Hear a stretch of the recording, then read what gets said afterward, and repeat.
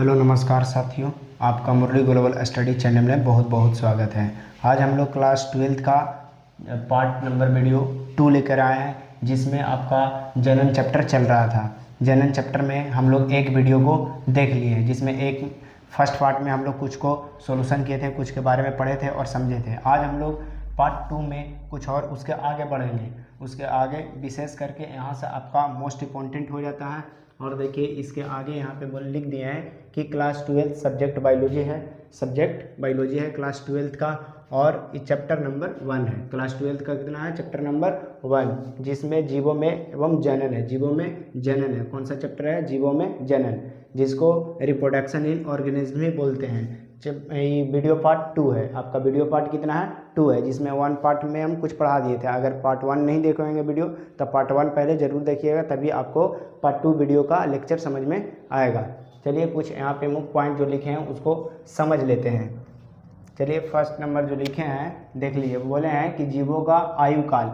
इसमें हम लोग देखेंगे कि जितना भी जीव प्राणी है उसका जीवन काल क्या है। कुछ के देखेंगे, पूरा का संभव दिखना नहीं है। जो एनसीईआरटी में लिखा है उसको मुख्य पॉइंट को देख लेंगे, जो कि एग्जाम के व्यू से इंपॉर्टेंट होने वाला है।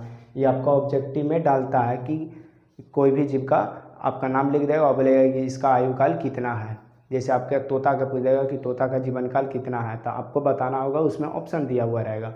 तो इसको 10 गो दिया हुआ है, एनसीईआरटी में 10 ठो है। ये 10 ठो को हम लोग अच्छा से संपूर्ण तरीक़ा से देख लेंगे। चलिए पहल का टॉपिक आपका है जीवों का आयु काल क्या है। जीवों का आयु काल क्या है? तो इसका फर्स्ट लिखे हैं। इधर साइड आपका जीव का नाम रहेगा। देखिए इसमें लिख दिया है। इधर साइड जो है जितना भी जीव जंतु है उसका नाम रहेगा, जो जिसका जीवन काल लिखना है। और इधर साइड आपका आयु है। आयु माने कितना वर्ष वो जिंदा रहता है, इसका वर्ष दिया हुआ है। जैसे तितली, तो तितली 1 से 2 हफ्ता जिंदा रहता है। तितली कितना दिन जिंदा रहता है? 1 से 2 हफ्ता। तोता 140 वर्ष जिंदा रहता है। कितना? 140 वर्ष। अगला कौवा कितना वर्ष रहता है? तो 15 वर्ष। कौवा कितना वर्ष रहता है? 15 वर्ष जिंदा रहता है। कुत्ता आपका 20 से 30 वर्ष रहता है। 20 से 30 वर्ष रहता है। घोड़ा 60 वर्ष रहता है। बंदर 26 वर्ष। हाथी 65 वर्ष। मगरमच्छ 60 वर्ष। कछुआ 100 से 150 वर्ष। बिल्ली 35 से 40 वर्ष। तो ये आपका कुल आपका आयु दिया हुआ है, जो कि कौन सा जीव जो है कितना वर्ष तक जिंदा रहता है, उसका पूरा जीवन काल दिया हुआ कि उसका जीवन काल क्या है। चलिए ये बात को आप लोग समझ चुके होंगे। अगला बात लिखे हैं जनन। जनन क्या है? इस चैप्टर का नाम ही जनन है। यहाँ से आपको चैप्टर स्टार्ट होता है। बोलता है जनन क्या है, जनन किसे कहते हैं। लिखे हैं जनन को इंग्लिश में रिप्रोडक्शन बोलते हैं। इसमें लिखे हैं कि वह प्रक्रिया, क्या लिखे हैं कि वह प्रक्रिया जिसमें कोई भी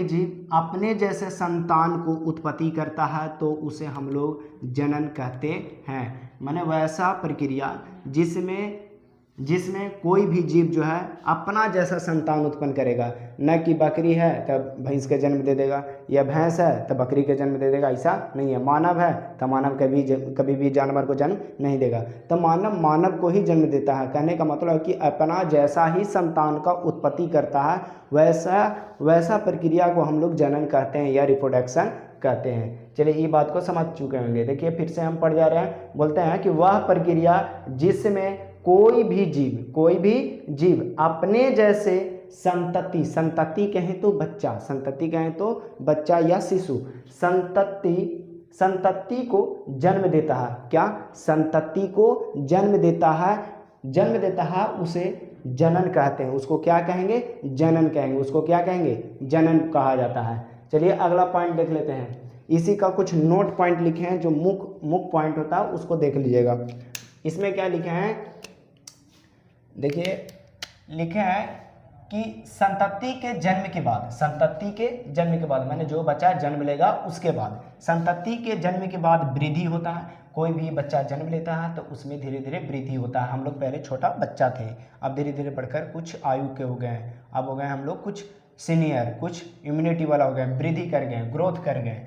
फिर बोलता है और परिपक्व होने के बाद, और फिर हम लोग बाद में परिपक्व भी हो जाते हैं, संपूर्ण हो जाते हैं। मतलब कहने का मतलब है कि संतान उत्पन्न करने की हम लोग में क्षमता चाहती है, उसी को हम लोग परिपक्व बोलते हैं। तो हम लोग कुल परिपक्व भी हो जाते हैं। तो बोलता है और परिपक्व होने के बाद, क्या परिपक्व होने के बाद, परिपक्व होने के बाद वह नई संतान को जन्म देता है। किसका? नया संतान को जन्म देता है। जैसे हम लोग के माता पिता जन्म दिया, हम लोग भी जब परिपक्व हो गए, अब हम लोग परिपक्व हो गए, जब परिपक्व हो गए तो हम लोग के भी शादी विवाह होगा, तो हम लोग भी संतान उत्पन्न करेंगे। तो वही बात बोलता है कि परिपक्व होने के बाद नई संतान को जन्म देता है। कौन सी करता है? नए संतान को जन्म देता है। हम लोग भी नए संतान का जन्म देंगे। इसके बाद बोलता है यह क्रम एक पीढ़ी से दूसरे पीढ़ी में चलता रहता है। यह क्रम जो है एक पीढ़ी से दूसरे पीढ़ी में चलते रहता है। ऐसा नहीं है कि माता पिता हम लोग को जन्म दे दिया तब बस स्टॉप हो गए, यहीं तक हम लोग के संतान की उत्पत्ति था। नहीं, हम लोग भी आगे संतान को बढ़ा सकते हैं, हम लोग भी संतान उत्पत्ति आगे कर सकते हैं, नया पीढ़ी ला सकते हैं। जैसे हम लोग के दादा पिताजी को जन्म दिए, पिताजी हम लोग को जन्म दिए, हम लोग भी नया पीढ़ी लाएंगे और उन लोग मृत्यु होते चला जाएगा। आगे बोलता है कि इस चक्र में क्या होता है? जन्म, वृद्धि और तथा मृत्यु सम्मिलित है। इस चक्र में ऐसा नहीं है कि सिर्फ जन्म ही लेते रहता है, इस चक्र में मृत्यु भी होता है। आप जन्म लिए, कुछ वृद्धि करिएगा, बड़ा हो जाएगा, परिपक्व हो जाएगा, फिर आप नया संतान को उत्पत्ति कीजिएगा, फिर आप बाद में लास्ट में मृत्यु हो जाएगा। आपका क्या हो जाएगा? एक निश्चित समय पर मृत्यु हो जाएगा। चलिए, ई पॉइंट्स आप लोग क्लियर हो गया होगा, ये पॉइंट अच्छा से आप लोग के समझ में आ चुका होगा। चलिए अगला देख लेते हैं। अगला पॉइंट्स लिखे हैं कि जनन के प्रकार। इसमें हम लोग पढ़ेंगे कि जनन कितने प्रकार का होता है। संतान तो उत्पन्न करता है, लेकिन कितना प्रकार से हम लोग संतान उत्पन्न करते हैं, कौन कौन से प्रकार होते हैं इस दुनिया में, जो है कितने प्रकार के संतान उत्पन्न करने की क्षमता होती है। तो बोलता है जनन के 2 प्रकार होता है। जनन के कितना प्रकार होता है? जनन के 2 प्रकार होता है, जिसमें पहले का अलैंगिक जनन और लैंगिक जनन। तो अलैंगिक जनन किस में होता है, लैंगिक जनन किस में होता है, इस चीज़ को हम लोग इस वीडियो में समझेंगे। अब आगे देख लेते हैं। तो इसमें लिखे हैं कि लैंगिक जनन को इंग्लिश में एसेक्सुअल रिप्रोडक्शन बोलते हैं और लैंगिक जनन को बोलते हैं सेक्सुअल रिप्रोडक्शन।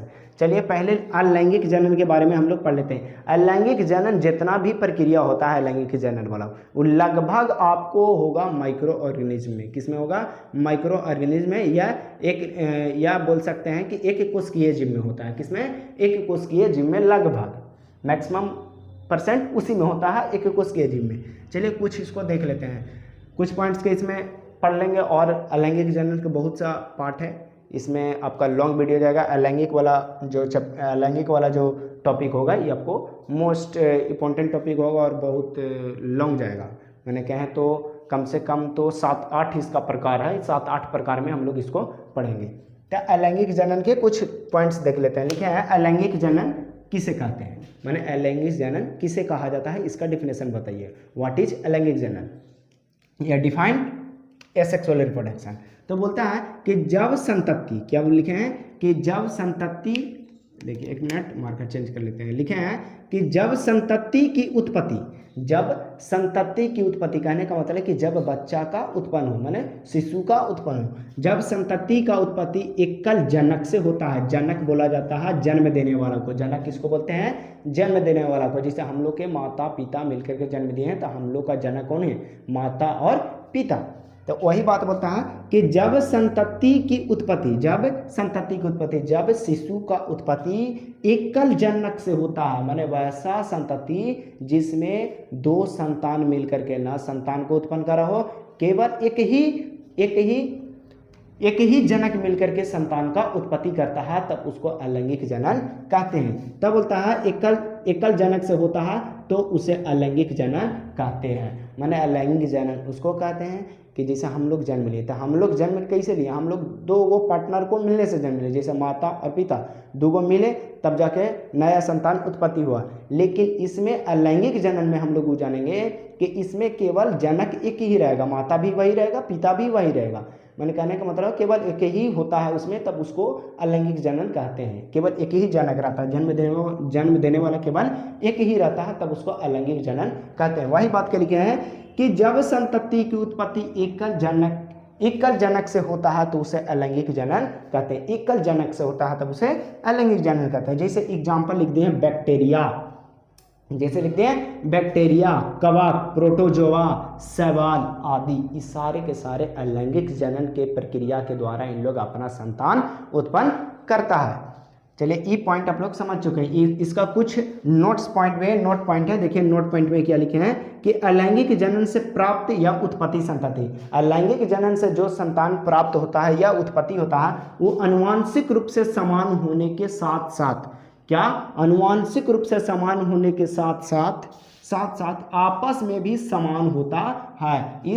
इस प्रकार के प्राप्त संतति को एक पुंजीय या क्लोन कहते हैं। क्लोन उसको कहते हैं अलैंगिक जनन के जितना भी संतति रहेगा, जितना भी संतान रहेगा, जैसा उसका माता रहेगा, जैसा उसका जनक रहेगा, just like to same in संतति, उसका संतति भी उसी की तरह होता है। जैसे सपोज कीजिए कि एक ई अमीबा है,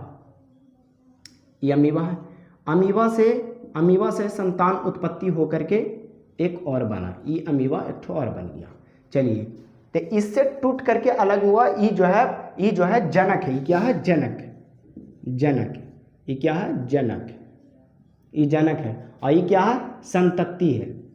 संतति कहने का मतलब है कि ई जो है जन्म देने वाला है और ई इसका संतान है, बच्चा है।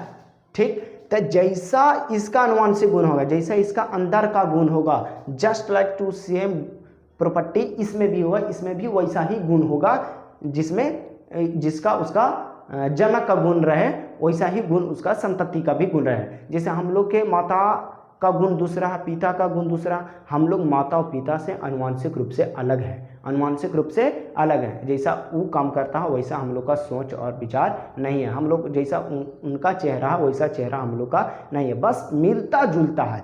लेकिन ये जो है अलैंगिक जनन में जो है हूबहू एकदम सेम रहेगा, एकदम सेम आकार का रहेगा और सेम जैसा रहेगा, एक ही जैसा व्यवहार भी करता है। तब ऐसा जनन को हम लोग बोलते हैं अलैंगिक जनन। ऐसा जनन को क्या बोला जाता है?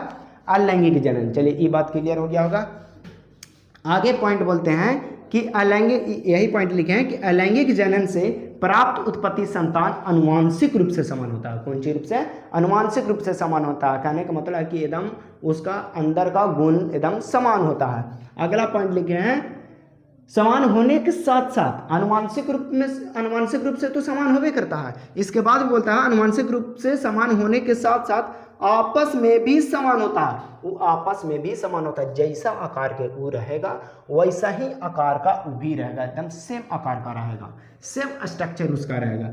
इस प्रकार से प्राप्त संतति को इस प्रकार से प्राप्त संतति को हम लोग कुछ बोलते हैं, एक पुंजक बोलते हैं, और नहीं तो फिर इसी गुण को हम लोग क्लोन कहा जाता है। तब क्लोन आपको पूछता है, क्लोन को आप याद रखिएगा कि क्लोन किसको कहते हैं। आपका क्लोन के डिफिनेशन भी पूछेगा तो यही डिफिनेशन हो जाएगा। चलिए ये बात आप लोग समझ चुके होंगे। आगे लिखे है कि अलैंगिक जनन निम्नलिखित प्रकार के होता है। अलैंगिक जनन जो है, इसमें अलैंगिक जनन छूट गया, यहाँ पे लिख दीजिएगा जनन। अलैंगिक जनन निम्नलिखित प्रकार का होता है। अलैंगिक जनन जो है उसका निम्नलिखित प्रकार होता है, बहुत से प्रकार होता है। वो सब प्रकार को हम लोग बारी से हम लोग पढ़ लेंगे। आज वीडियो में संभव तो नहीं है, लेकिन अगला वीडियो जो है, नेक्स्ट वीडियो में हम लोग जरूर कवर करने का कोशिश कर रहे हैं कि सारा कवर कर लेंगे अलैंगिक जनन के प्रॉपर्टी। इसमें बोलता है अलैंगिक जनन के प्रकार टोटल अगला वीडियो में कोशिश करेंगे कि पढ़ जाए, जितना कवर होगा उतना कवर करने का कोशिश करेंगे। चलिए अगला इसमें लिखे हैं कौन कौन प्रकार है से। जैसे फर्स्ट है विखंडन। इसमें अलैंगिक जनन के प्रकार है विखंडन प्रक्रिया क्या है, तब विखंडन विधि हम लोग पढ़ेंगे अगला वीडियो में। विखंडन है, मुकुलन है, फिर आपका अपघटन है या पूर्ण जनन भी इसको बोलते हैं, या चौथा जो है आपका बीजाणु जनन, फिर पांचवा आपका कायिक प्रवर्धन, और छठा आपका है पुटी भवन, और सतमा आपका है जैव्यूल निर्माण। इस सब के बारे में हम लोग बारी से स्टडी करेंगे, पढ़ लेंगे।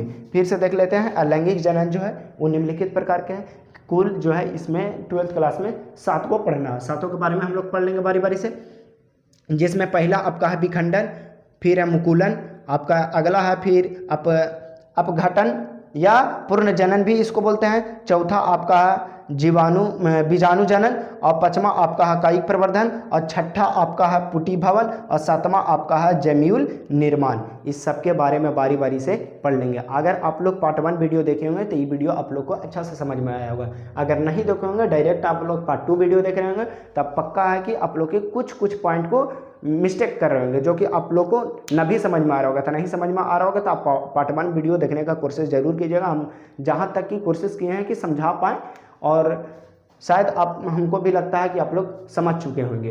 पूर्ण विश्वास हमको है कि आप लोग समझ गए होंगे। तो अगर नहीं भी समझ में आएगा तो कमेंट में आप लोग इसके बारे में बता सकते हैं। जो प्रॉब्लम है कमेंट को लिख सकते हैं, उसको हम अगला वीडियो में सोल्यूशन करने का कोशिश करेंगे। चलिए, इसमें आप लोग जो है हमको लगता है कि डाउट उट नहीं रहा होगा। अगर समझ में आया होगा तो चैनल को सब्सक्राइब कीजिएगा, वीडियो को शेयर कीजिएगा, और दोस्तों से भी बात को बताइएगा कि मुरली गोलर स्टडी चैनल एक नाम है जो इस पर बायोलॉजी पढ़ाई होता है। बायोलॉजी बेहतरीन ढंग से पढ़ाने का कोशिश करेंगे। ये नहीं बोल सकते हैं कि एकदम बेहतरीन पढ़ा देंगे, ऐसा बात हम नहीं बोलते हैं। फर्जी बात नहीं बोलने का कोशिश करेंगे, बस कोशिश करेंगे कि आप लोग के समझा पाएँ। अगला बात है कि जब ये चैप्टर खत्म होगा तो जस्ट एकदम इसका नेक्स्ट चैप्टर भी शुरू कर देंगे। हम कोशिश करेंगे 2027 बोर्ड के लिए एकदम परिपूर्ण रूप से पूरा तैयारी करा दिया जाए। तो ये आप लोग के समझ में आ चुका है। हालांकि 26 वाला भी लोग देख रहा होगा तो उससे कोई एतराज़ नहीं है, आपका कोई नुकसान नहीं करेगा। अच्छा से देखिएगा, नीमन से देखिएगा, समझ के देखिएगा, बिल्कुल समझ में आएगा। Thank you so much.